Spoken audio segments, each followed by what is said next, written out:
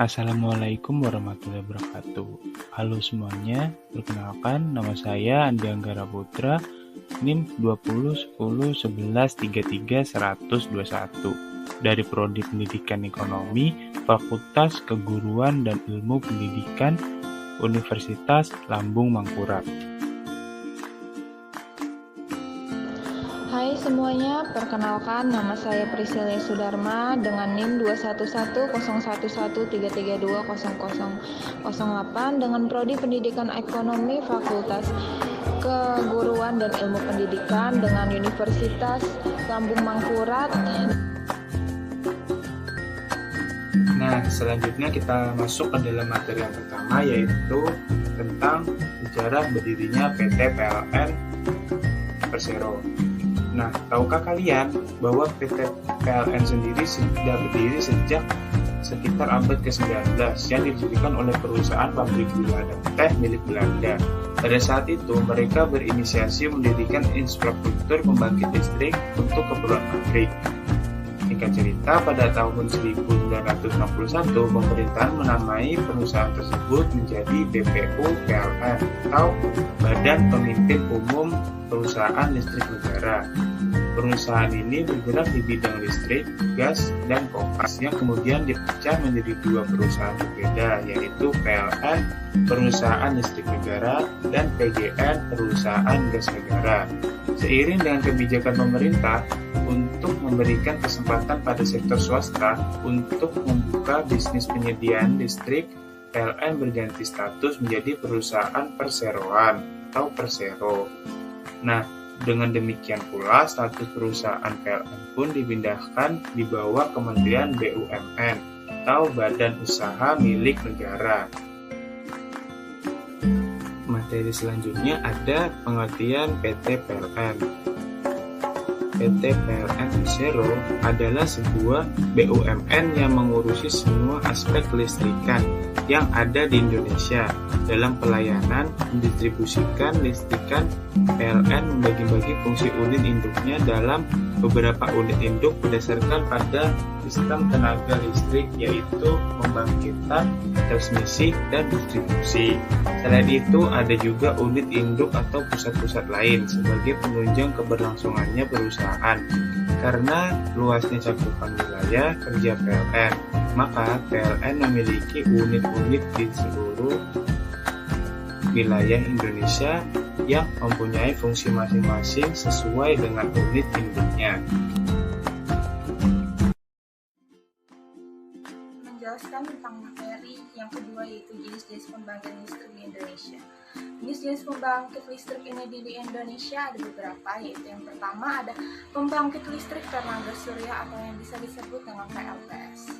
Pembangkit listrik dari tenaga matahari yang menjadi salah satu pembangkit listrik terbarukan yang ada di Indonesia.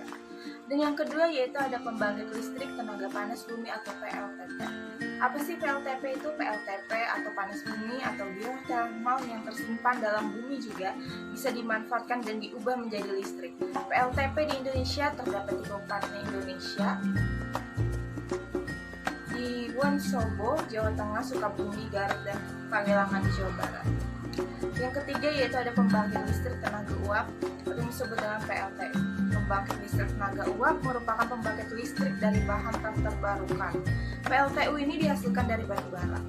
Dan yang keempat yaitu ada pembangkit listrik tenaga air atau PLTA. Air menjadi salah satu kebutuhan penting bagi manusia. Tak hanya bisa diminum untuk kehidupan sehari-hari, air juga dimanfaatkan untuk menghasilkan energi listrik. Dan yang kelima yaitu ada pembangkit listrik tenaga gas atau PLTG.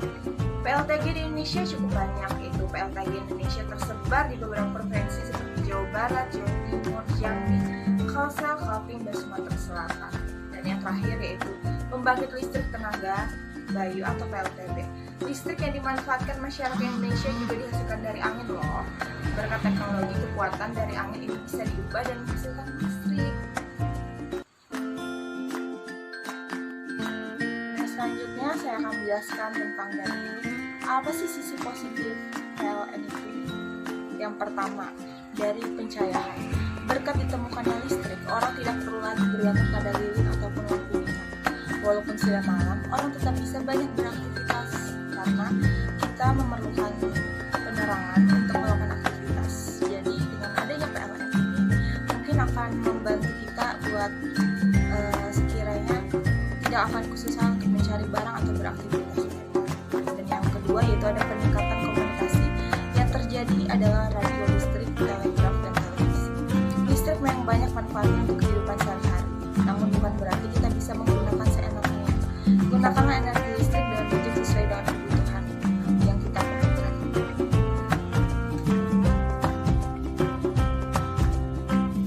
Materi selanjutnya ialah sisi negatif PT PLN Persero, di mana tadi sudah dijelaskan sisi positif dari PT PLN Persero. Nah, sekarang ialah sisi negatif PT PLN Persero, yaitu mengenai kasus korupsi. Jaksa Agung RI Sanitiar Burhanuddin mengatakan kasus dugaan korupsi penggandaan tower atau menara transmisi PT PLN tahun 2016 naik ke penyidikan dengan ditemukannya fakta-fakta perbuatan melawan hukum atau penyalahgunaan kewenangan, kesempatan, atau sarana yang ada padanya karena jabatan atau kedudukan. Perkara ini telah dinaikkan ke tahap penyidikan. PT PLN Persero tahun 2016 memiliki kegiatan pengadaan tower sebanyak 9.085 set tower dengan anggaran pekerjaan sebesar 2,25 triliun. Dalam pelaksanaannya, PT PLN Asosiasi Pembangunan Tower Indonesia atau ASPATINDO serta 14 penyedia pengadaan tower di tahun 2016 telah melakukan perbuatan melawan hukum atau penyalahgunaan kewenangan, kesempatan, atau sarana yang ada. Proses pengadaan tower transmisi tersebut diduga menimbulkan kerugian keuangan negara.